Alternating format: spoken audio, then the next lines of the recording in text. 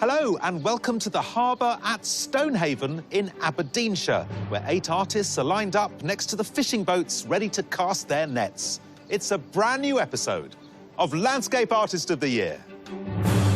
From 2,000 applications, only 48 talented artists won a place in one of our 6 heats, in a nail-biting competition taking us north, south, east and west, through the country, in sunshine, wind... It keeps blowing away. ...and rain. The prize our artists are competing for is a £10,000 commission for the Science Museum to create an artwork celebrating the raw beauty of the Orkney Islands and their key role in the sustainable energy revolution. But first they'll need to impress our 3 eminent judges: Kathleen Soriano, Kate Bryan and Tai-Shan Schierenberg. I love the fact that you're very relaxed in this environment. I look at that and I want to scream, so enjoy. And they'll be joined by 50 additional artists, the Landscape Artist Wildcards. How much paint have you got on that palette? You can do my bathroom without much paint. If you're peers, that's fine. So this week, whose efforts will sink without a trace? I'm feeling rushed. I think the main thing is not to overwork it, because I'm in danger always of doing that. And who's in for a whale of a time? I hope I've made Scotland proud. I've definitely done Scotland colourful. Watch us make waves as we search for the next Landscape Artist of the Year. I was hoping you could give me some inspiration. You want inspiration from me? You really are in trouble.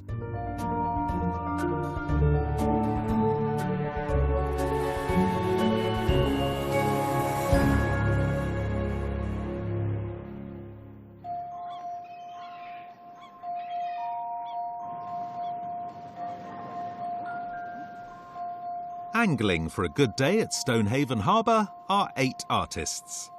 Art teachers Daniel Roy Sharples from Lancashire and Sophie Parr from Cheshire. Digital agency director James Leonard from South Wales.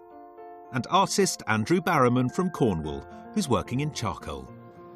Just looking forward to meeting the other artists, seeing how everybody interprets the same scene. Everybody's different, and I really enjoy that. Also taking part are electrician Tony Griffin from Glasgow, Kieran Meehan, a cartoonist also from Glasgow, Charlotte Corden, an illustrator from Exeter, and baker Amy Old from Newcastle upon Tyne. I got here quite late last night, so I think the adrenaline's kind of running now, so I'm wide awake, ready to go. All the artists were chosen on the strength of a submitted landscape, which they've brought with them today. And as they settle into their pods and unpack their materials, they're contemplating the task ahead. I just want to get into that zone, headphones in, and enjoy discovering what's going to happen on your canvas, because you never quite know what it's going to be like. Artists, you have 4 hours to complete your challenge. As they say round here, lang may your lum reek. I mean, they don't say it like that, but you get the idea. It means good luck. Your time starts now!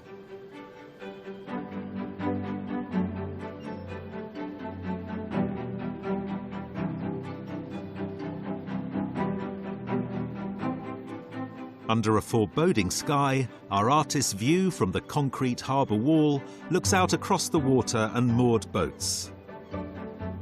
Beyond the quayside and beneath steep cliffs lie rows of fishermen's cottages, all bathed in today's flat, silvery light. At the moment, I'm drawn to all those ladders coming down the quay to the boats, so I think that might be my main focus, with lots of reflections in the foreground.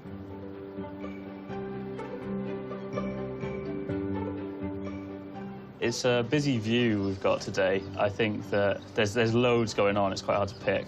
There's a couple of houses kind of stacked on top of each other, nestled into the hill over there, which I quite like.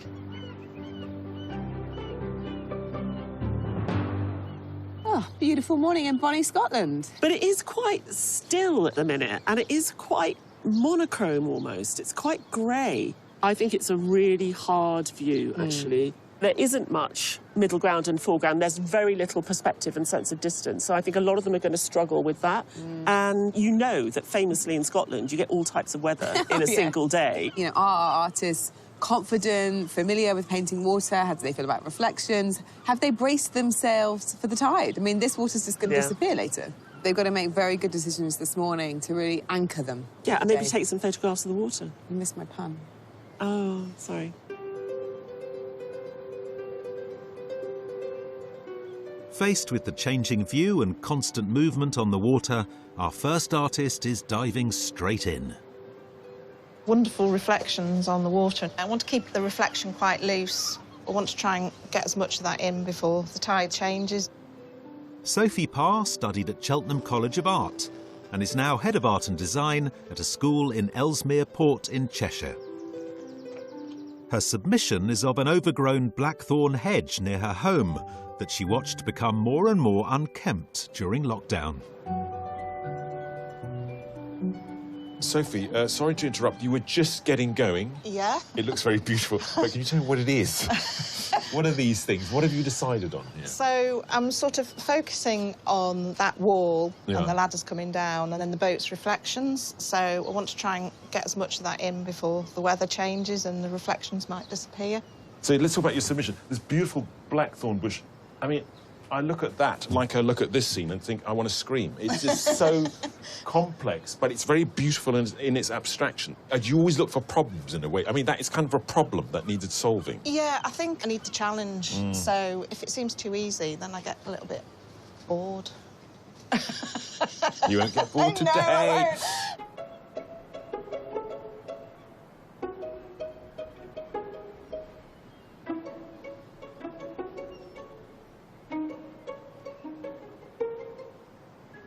Today I've chosen to use charcoal because this is my passion, charcoal. I really love it and I can just focus on the tones and just enjoy myself, really. Originally from the West Midlands, Andrew Barrowman has been drawing and painting landscapes around Helston in Cornwall since moving there almost 30 years ago. Andrew's submission is of a Cornish oak tree growing through the wall in a local field, and shows how he uses different tones to produce an atmospheric take on the landscape. So, Andy, I can see you're sticking with the same medium that your submission was in. I do painting oils as well, but I'm using charcoal, so I don't have to worry about the colour mixing. I can just enjoy working with tones and shapes. And there are little bits of colour here, but in the main it is quite grey, isn't it? Yeah. It's quite monotone. So do you feel like it's quite suited to your medium as well? I think so, yeah. I've got some lovely darks I can see in the harbour walls, and we've got the lights reflecting from the sky and the buildings, and we've got some nice blocky shapes, which I quite like. Tell me a little bit about your submission, because we were so taken by the heroic tree in winter, presumably? Yes, late winter. But we really, really loved the strength of this. So thanks. it was really impressive for a work in charcoal. So thank you very much. Great hopes for today. Well, thanks. No pressure then. Our 8 artists aren't the only ones handy with their paintbrushes today. Setting up further along the harbour arm, across from the pods, are 50 landscape artists of all ages, experience and techniques. It's the Landscape Artist Wildcards, and they've travelled far and wide for a chance of a place in this year's semi-final. I come from East Sussex. I paint on the Cookmere Haven, and today I'm in Stonehaven, so it's one haven to another haven, and I'm going to go hell for leather for it. Oh my God, the view is just breathtaking. I have to pinch myself that I'm actually here. It just feels kind of unreal, really. Did one of you forget your canvas? What's going on? No, we chose the biggest one we could possibly get. You're both painting on it together? Yeah, both at the same time. That's like a dance routine. Yeah, hopefully we'll still be best friends at the end of it. And Well, let's we'll hope be happy. no one gets thrown into the harbour. Yeah, exactly.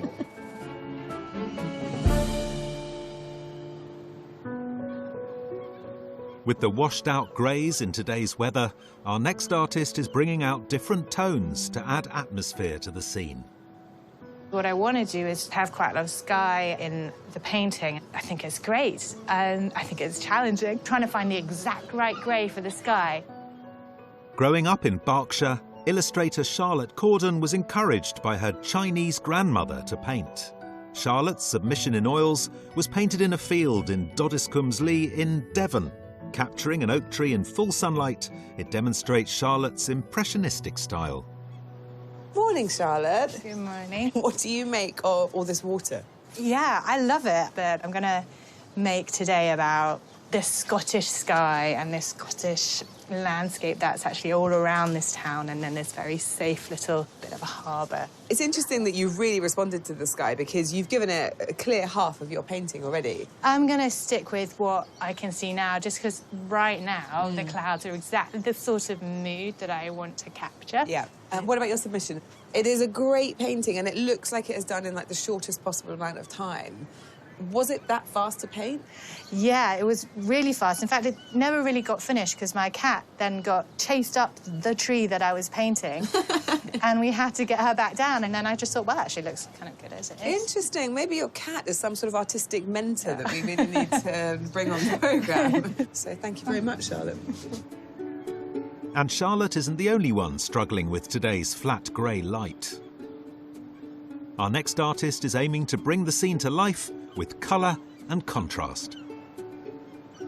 My colour palette today will probably be lots of greys, maybe some browns and greens. There's an orange boat there, and there's a lovely ambulance there, which is bright day-glow yellow. So that would be nice if that stays there. Born in Glasgow, electrician Tony Griffin plied his trade in Scotland and Canada for many years before pursuing a fine art degree at the Glasgow School of Art. Tony's submission, painted on holiday in Andalusia in Spain, was completed in 10 hours and captures a sense of rhythm and colour moving through the landscape. So, Tony, your submission, lots of buildings, lots of complication. Here, we're in a harbour, lots of buildings, lots of complication. Does it feel easy? It's very grey, isn't it? No, it's very grey. It's all very flat. So I've got lots of grey paint. Very handy. So it's handy. Now, Tony, let's talk about your submission. It's got this interesting sort of viewpoint where you're looking up at the town or the village. It's bathed in sunlight. Yes, it's slightly impressionistic.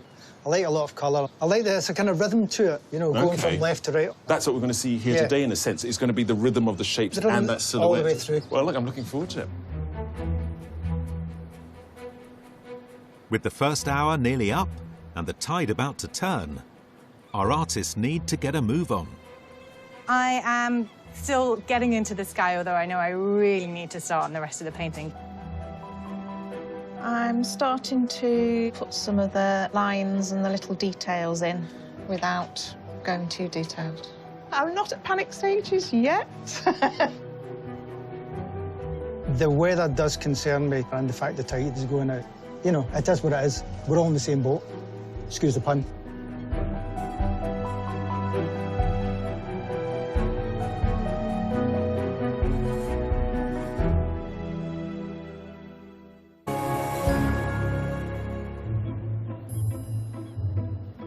At Stonehaven Harbour in Aberdeenshire, 8 artists are tackling the changing weather in this Scottish seaside scene. But as stormy skies roll in, one artist is imagining more tropical climes. My mum's from Nigeria and my dad's Scottish. There might be a little bit of Nigerian colour in today's Scottish landscape. It'll be important that I put it into a painting today. Raised in southeast London, Amy Old attended the Royal Drawing School before moving to the northeast, where she studied fine art at Newcastle University and now works in a bakery.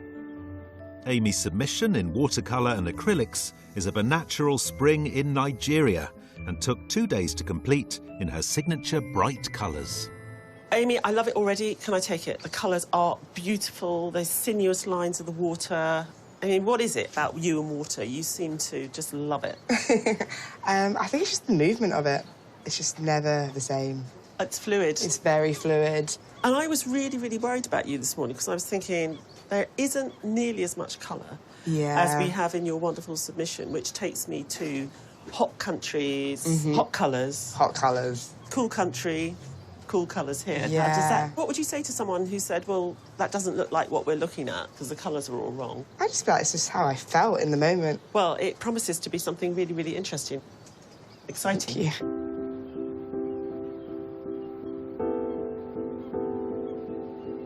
Despite the panoramic view of Stonehaven Harbour, our next artist has chosen to zoom in. I suppose the kind of artist I try and be is someone who captures a moment rather than specifically just a landscape. I'm probably not going to go too wide. I think that there's so much here. I think that I'll probably take maybe about half of it in. James Leonard lives in the South Wales village of Ruse, where he's technical director of a digital agency. James's submission, a nighttime scene of his son at a Christmas fair, was painted in oils in 6 hours and shows off his loose, undone style. James, we've given you an awful lot of information. We've got the harbour, the boats, the cottages and the hills above. Yeah. And actually, you're really taking the slice in front of you and trying to get it all in. Yeah, I really liked these two houses nestled into the hills there and how those hills kind of really lift up after the water. So I was kind of going to try and juxtapose that with this boat down here and try and balance it between the two. So you're trying to get this beautiful sort of art. Yeah, exactly. Yeah. Kind of take the eye up through the canvas. So talk to me about your submission. Sure. It's again got a lot of information in it, but you've dialed it down. Yeah, I quite like finding like a moment, sunrise or like a nocturne or something like that, and try and capture something happening. Yeah. Well, James, you're making me feel very relaxed. You've got everything under control.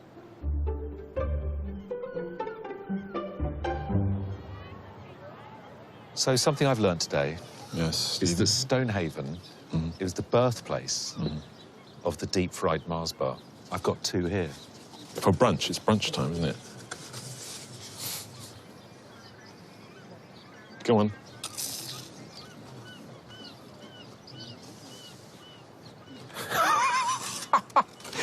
You're really selling it to me, Steve. This is one of those occasions when you actually want a seagull to come down and take your food. I like it. Do you?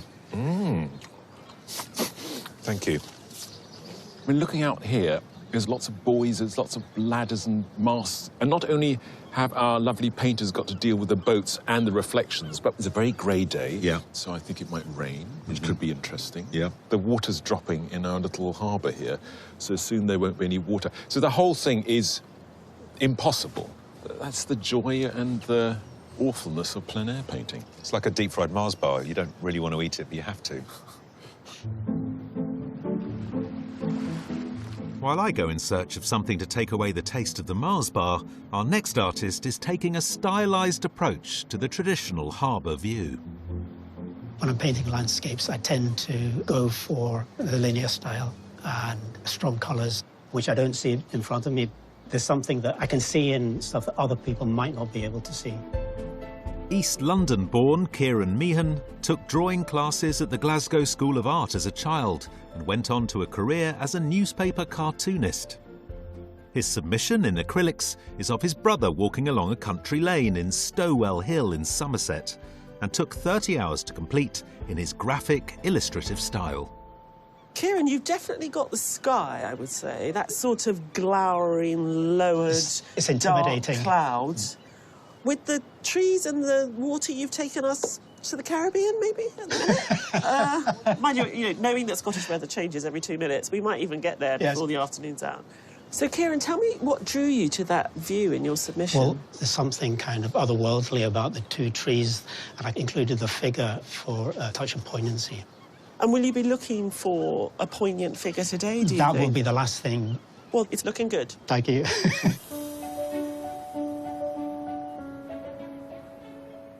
Faced with so many elements to consider in today's landscape, our final artist is brushing off any concerns about the complicated view.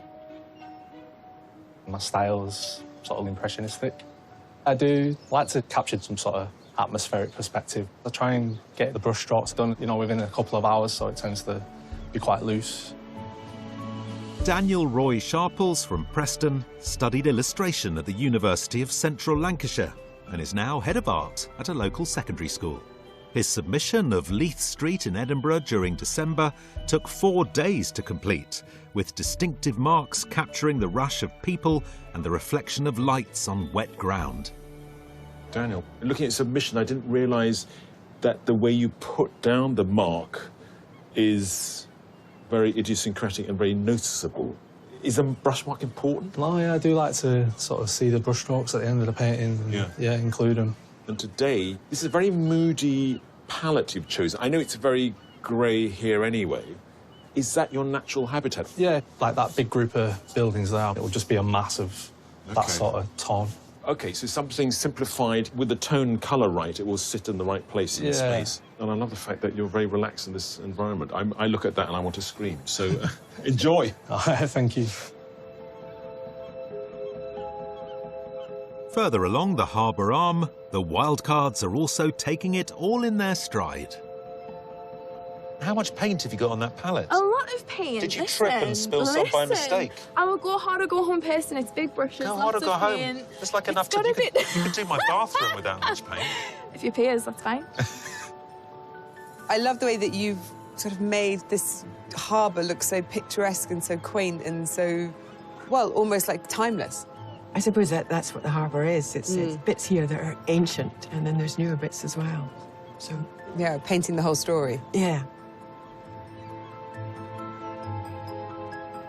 How's it going? All right, yeah. You got a tent. I know. Set ready for the rain. That's it. I think it's coming, isn't it? Stole it off the grandkids. Did you? Yeah.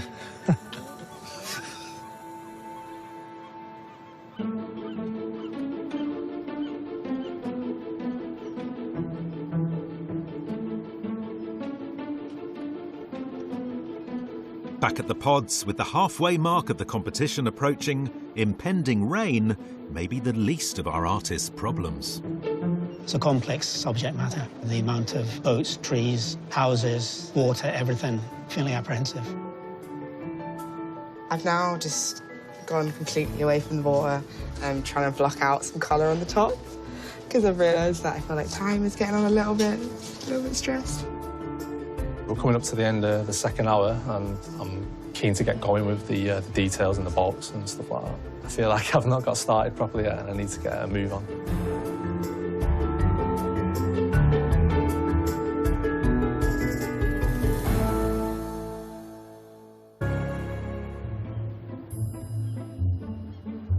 Up near Aberdeen in Scotland, 8 artists are hard at work capturing the complex and changing view of Stonehaven Harbour. Oh, and did you paint the boats upside down, Sophie?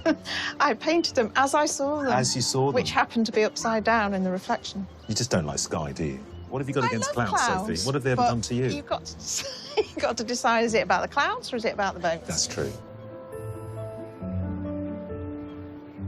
Amy, there are like 100 boats in front of us. There's no judgment implied. I'm just curious. Like, are you just like... Are they exiting the picture? I think I'm just going to ignore them, to be honest. I know that's awful, but... It's art. I've never painted a boat, and I'm using the colours from them, and I think that's going to be enough. They're hopefully. there in coloured representation. Great. Yeah. She's never painted a boat. She's not about to start now.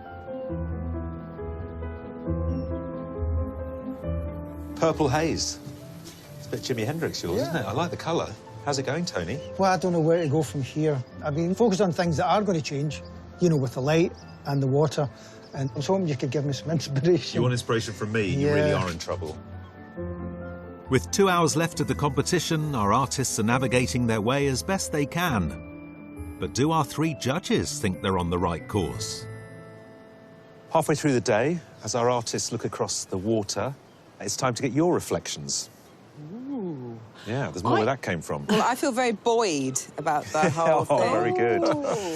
Tony has taken that grey scene and he's using quite a warm palette, isn't he? I think Tony's been really, really clever because he's actually absorbed most of the hill. So he's got a green, verdant, lush colour. There's only a tiny bit of that white Tupperware sky that sits above.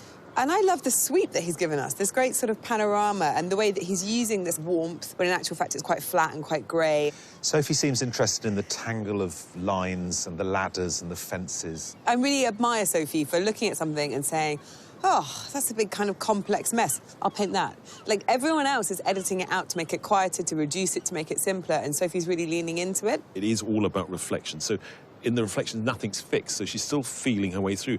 And it's miraculously appearing, this sort of in the chaos. The chaos is appearing, and it makes sense. It's rather magical. James likes dramatic lighting. He likes painting first thing in the morning or last thing at night. That's not what he's got today. I think the lack of an exaggerated light is tricky for that painting because it's all existing in the same register. It looks a bit flat. It's quite a straightforward composition in the sense that he sort of painted exactly what's in front of him. I think James has found the drama in identifying the curve, the sweep of the harbour wall, actually, which, given that there isn't much foreground, middle ground, and certainly very little perspective and long distance in this view, is quite effective. Amy's brought some of her Nigerian heritage colour scheme. I just love the way she puts the paint down, the way that she can just find these interesting passages. It's sublime, organic, beautiful, weird, great. She's done the top and the bottom, but there's nothing in the middle. And it is slightly worrying because while we might see a lot of promise and be excited about someone who works in a slightly different way, she's got to give us something that's more complete. Andrew's given us this very charmingly, slightly melancholic piece of work at this stage. I think it's a beautiful fragment at the moment. Andrew's created this world. I don't know, it feels Dutch. It feels... Yes, completely Dutch. Golden Age Dutch. Van Gogh, it's like a Van Gogh drawing. Yeah, and it sort of takes you on this very strange journey, but it does live off the emptiness. It's that contrast. And it's quite big. Given the level of detail and the tininess of the houses, it's quite a large thing. Daniel has given us something, it's got dynamism, hasn't it? It's interesting the way he's painting it, though, because it's like being painted like a grenade. It's all kind of coming from the middle outwards. The way that he's putting paint down is interesting. The composition seems interesting. At the moment, I don't know what tonal harmonies or colour harmonies are going to be with the final painting because he's just not putting any of the sky in. So it's very unclear. When he talks about it, it seems he's got a plan. I can't see it. When I look at that view that they have, it's just a mass of stuff. But Charlotte, she's finding a way, isn't she? I think Charlotte's a real romantic. She's given us a sort of wistful view of the harbour. For me, it feels a little bit... It's not rich enough, it's not finished enough. Yeah. She had a plan this morning. She loved the sky, and the sky was dramatic this morning and a, you know, quite meaty set of clouds, so the picture hangs together, but undone enough that you really will focus on what she wants. Kieran's given us a very pretty, idealised Stonehaven. That's not the Stonehaven that invented the deep-fried Mars bar. Kieran sort of inhabits that place in between very sophisticated composition, as we saw in his submission, and quite sort of simple, straightforward, unsophisticated drawing. When it works, it really works wonders. I hope that Kieran can sort of navigate this picture this afternoon and try and deliver something a little bit unexpected. You know, sometimes one of the best things to do with a style that's so prescriptive is to just be a bit strange with it. Be an interesting afternoon. We'll keep an eye on the paintings. We'll also keep an eye on the weather. Also mindful of the forecast, the artists are adapting their techniques to the challenges of the changing view. Normally with charcoal, you work from the back forward, but because of the tide, I've worked on the water first, and now I'm going into the buildings, and I'm finishing off working on details that may have been rubbed out by myself by accident. James. Hi. How's it going? The flat grey is really difficult to work with. I'm kind of relying on the dark greens of the trees and the hills to give me a bit of contrast. Just break it down into just two values, dark and light. So by reducing everything to these two tones, you get the really just the bare bones of a rhythm or a compositional sort of structure. Yeah, yeah. I hope you're having fun. Yeah, having fun.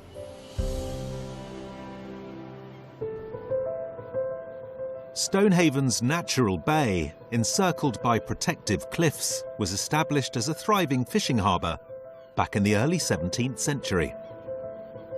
1607 was the first recorded date when fishermen were based here, and it expanded to become one of the largest fish-based ports in the area.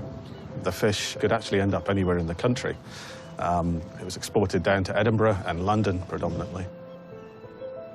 In 1825, one of the most famous engineers of the 19th century, Robert Stephenson, known principally for designing lighthouses, was commissioned by the town to construct a long-lasting stone harbour and 500-foot pier, which dominates today's view. The upgrade to the harbour was a big boost to the local economy. It allowed more vessels to safely moor against the quayside, and it set the picture for the upcoming Industrial Revolution. By the mid-20th century, overfishing had depleted the once plentiful fish stock, and Stonehaven's primary economic source completely disappeared. The populace who were involved in the fishing up and down the northeast would have felt it very deeply, that the vast majority of the townsfolk were out of work. Fishing boats were being sold up. Alternatives had to be found. Stonehaven adapted, and leisure and tourism are now the order of the day, with numerous hotels and restaurants welcoming the thousands visiting Stevenson's Harbour each year from all over the world.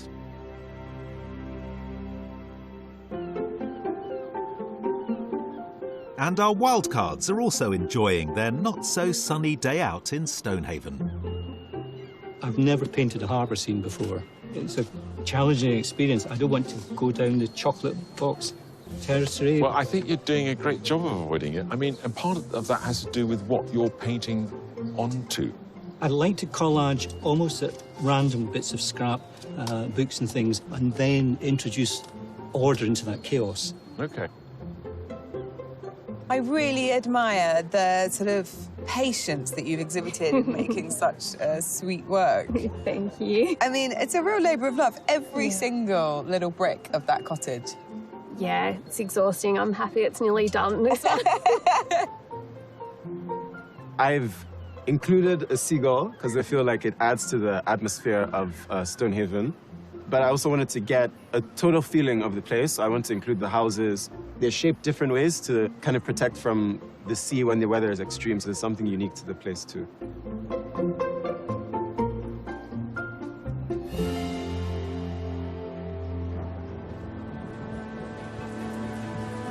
Just as it's time for the judges to decide on a wildcard winner, the heavens open.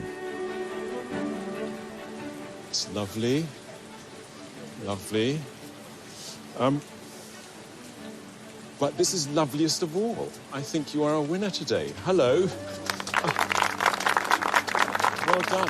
And Katie Kerr's grey Stonehaven scene, highlighted with a warm wash of colour, is the judges' overall favourite. Your painting really sings, and your mark making's just gorgeous, so well done. Thank you. It feels amazing. I never expected it. And I thought what I was doing was terrible, so I'm chuffed to bits. I just can't believe it. I might just go to the pub for a drink. Katie from Edinburgh will enter a pool of wildcard winners from all the heats, just one of whom will be chosen to compete in the semi-final. Though, unlike the wildcards, the pod artists have protection from the rain, one is using the downpour to his advantage as they move into the fourth and final hour. I've included umbrellas and people scuttling around to get out of the rain, but I'm going to work on the trees again. It's just an amorphous blob where I need to separate them and give them a bit of depth. Probably going to try and neaten up some of the drawing, the details of the boats, and just adding little things that I've forgotten about, like little hints of colour, like the little orange buoys and highlights on the tops of boats. Yeah, I'm running out of steam. I'm feeling rushed. I think the main thing is not to overwork it, because I'm in danger always of doing that. And I think better to just be careful about every mark I make. Don't get tense. Relax. It'll be fine.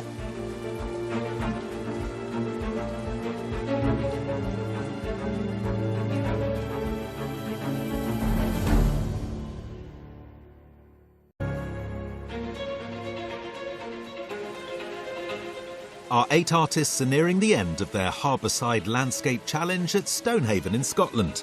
And despite the heavy rain, the crowds have continued to pour in. How have you found it working with people very close behind you? Have you No, it's been lovely. It's been lovely, yeah. Have you listened to the comments? I'm afraid so, yeah. Put you off or helped you? No, it's not put me off. It's put me in my place. Has it? Everyone's a critic. Oh, I'm not cracking on, I'm just slowing down. Take a minute to just see how it's working and not put the ambulance in that's turned up over there. Artists, you have 5 minutes left.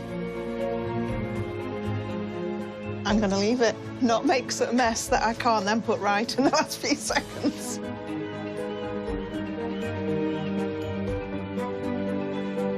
I hope I've made Scotland proud. I've definitely done Scotland colourful.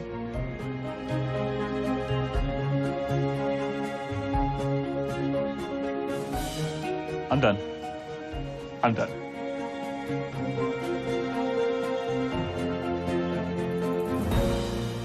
Artists, your time is up. Please put down your equipment and step away from your easels.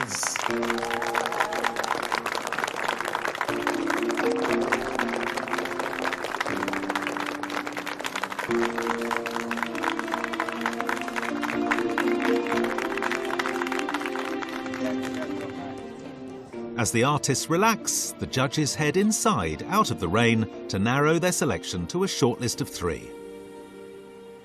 So we've spent the day in the harbour and now we're here with all of these amazing artworks in this big old boat shed. It's amazing, isn't it? I would never guess from all of these works that actually they were of the same place. It was such a complicated day, and none of them have really succumbed to the confusion. Like, look at this amazing panoramic sweep that Tony's done. I love the colour register. It's very rich, isn't it? You know, he gave us that lovely view right the way out of the other side of the canvas. And I really like the way in which he's taken the bottom right-hand side and the top right-hand side triangles of the canvas to sort of mirror each other. I admire Sophie's ambition. It's a really difficult one to pull off, to give us just the reflections as the main subject matter. I like the fact that I have to work hard to understand it. I have to work hard to read it. There's a sense in James's painting of incompleteness. I like his composition. I like the fact that I feel that I'm low down the water. I think James is beautifully finished, actually. I'd be scared if he did any more to it, because there's an awful lot of information here. You know, he went for the hills and the cottages, the cars, the boats, you know, the entire kind of busyness of today. Looking at Amy's painting of Stonehaven, I want to be there. It's making me look at Stonehaven in a new way, and it's suggesting stories which I wasn't aware of. We've landed in the Caribbean, and it's hot, and there's this beautiful movement in the water, almost as if the waves are sort of rolling against the beach. I love the imagination. I didn't know that Andrew would be able to do this in the way that he has. It's a really clever use of charcoal, actually, in the water, because I believe it's water entirely, and that's largely because of the reflections at the top. To have a drawing where 3/4 of it is a sort of smudgy mess, and for us to understand it as sheer water, is quite remarkable. And he's giving us incredible detail at the top. It's just so evocative. I love the way Daniel's painting sort of starts at this tiny dark blue in the centre and then just sort of expands out and takes you right to the 4 edges in this star shape. It gives it an energy and it gives it a sort of openness. And I realise now that actually this technique of starting in the middle and building it out, he's basically creating patterns within his own paint. So although the sky is one colour, the brush marks all sit in different directions, like a tapestry or something. With Charlotte, I said she was a romantic, and I feel like I'm looking at an illustration from a Victorian novel set by the seaside that is static, but then is slowly going to come to life in a film. You know, Charlotte's given us this big, moody sky, and it's a beautiful sky, and I think it's one of their most successful passages. Kieran found us in a Hokusai, didn't he? Yeah. And it's interesting that the way he's put the rain in, that it's lighter in certain areas and darker in certain areas. There's that sort of literalness, but also sophistication. And so he's been able to bring that together very nicely. I said halfway through the day that I really felt that Kieran needed to give us something different this afternoon. And he did. He found something, and he was really, really helped along by the driving rain. So, gosh, we've got a difficult task today. Yeah, I usually have an idea who my top 3 are. I've got a top 5. I think this is a really, really hard location that we gave them today, and we've got some absolutely fantastic works. Yeah. Artists, thank you for all your sterling work today. The time has come to reveal which 3 of you the judges have selected for their shortlist. The first artist is Tony Griffin.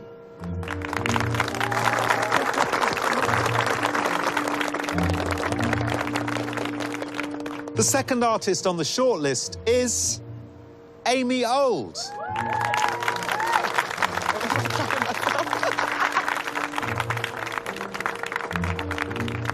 The third artist is Daniel Roy Sharples.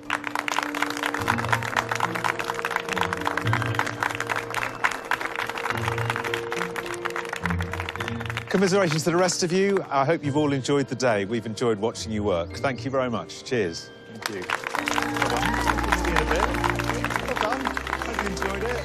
I didn't think I was going to get this far. It'd be lying if I said that I didn't want to win. However, honestly, all the artists there have been absolutely amazing. The judges now have the unenviable task of selecting their winner. Only one artist can go through to the semi-final. To help them, they also consider the chosen artist's submissions. Been interesting today with the weather coming and going, the water disappearing from the harbour. It's nice to set them challenges where the landscape is in a state of flux. We can see from Tony's work this jumbles of geometric shapes. Yeah, and both of them are these fantastic panoramas. And then what he's done today, and you really get the quality of the light, slight sort of moisture in the air. It's just so beautifully composed. Yeah, I was a bit worried when we got the submission up against Tony's painting today that they were both identical in format and positioning. And actually, Tony's painting of the Spanish town has that kind of graphic clarity to it. Whereas today's painting is much more organic, it's much more immediate, and it's much more alive. Amy brings those warm and vivid colours to her work. The colours are very heightened. The paint application takes us to a different place altogether, the way that everything almost looks like a tapestry or a weaving. But I think it's really important that Amy, as an artist, is able to bring her own perspective, which isn't just about heritage, it's also about emotion. I can see that she's prepared to take risks, sometimes actually kind of reworking over and over certain areas to almost stain her own painting with new paint, and you see her doing that in the top right of the submission. We were intrigued at half-time as to how Daniel would tackle the sky, which he hadn't started at that point. It's quite an interesting style he's used. You know, he understands tone and colour in a very traditional way. He's a practiced plein air painter. And then you look at the choices he makes and what he leaves out. And in his submission, the way the crowd work their way through each other, that sort of snaking through and huddled. And today he had a harbour full of boats, and he's just used a handful to give us a feeling of the jumble of boats. I didn't understand it at all halfway through. And then I realised what he was doing was making these really interesting marks. Although the paint colour is the same, the marks all sit in opposing directions to one another. So it gives this fantastic liveliness, almost like a piece of fabric or something.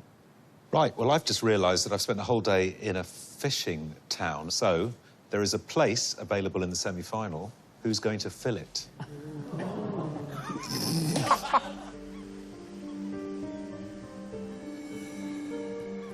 Tony, Amy, Daniel, to get to this point is in itself a great achievement, but only one of you will be coming with us to the semi-final. The artist who the judges have selected is Tony Griffin.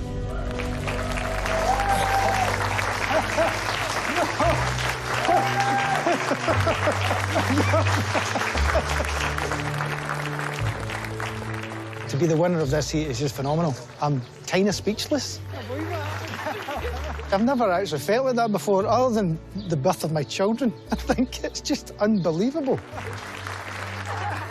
I think Tony was really good at giving us a true sense of Stonehaven Harbour, a real sense of place and a real feeling of the weather. And although it sits on the traditional side, it has something fresh and open and lively to it that we really liked. It was a complete work, really. I honestly don't know what I'll do differently for the semi-final, but for now I'm just going to keep painting.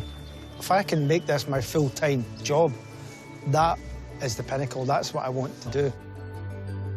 If you'd like to be a pod artist in next year's competition or want to find out more about the work of our featured artists, visit our website, skyartsartistoftheyear.tv. Next time, Landscape Mania lands in Liverpool. I'm painting in the Fab Four. George, Paul, Ringo and John. As 8 new artists tackle the city's iconic waterfront and an uninvited guest. Just got here and there's a huge octopus in the way and I don't want to paint it at all. So in our octopus's garden, who will get lost in the undergrowth? It gets messy from here on in. And who will come up smelling of roses? We're not going to worry. We're going to paint.